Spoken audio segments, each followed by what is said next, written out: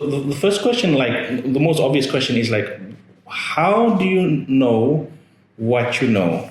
Like how, if all our previous history back in the day wasn't recorded like on pen and paper and like kept in the actual, archives and all, how do we know what we know back then if it was all just verbal, if it all was just oral?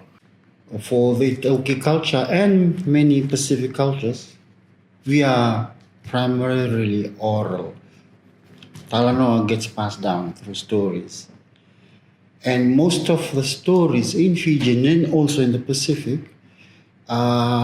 history is encoded in names of places, names of people, and even names of houses and the foundation a house is built on. The names tell a story.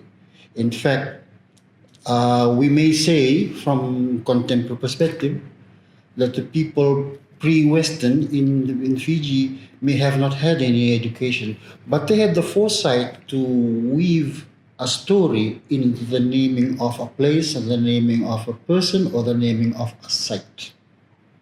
And also the naming of certain customs.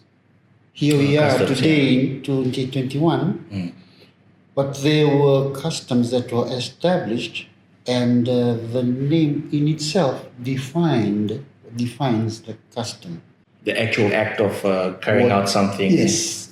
So fast forward to when the whalers, traders, missionaries came, they focused on what was actually manifested or expressed. And they wrote about it, which was true to a certain extent, but not entirely true, because there were certain stories that they missed.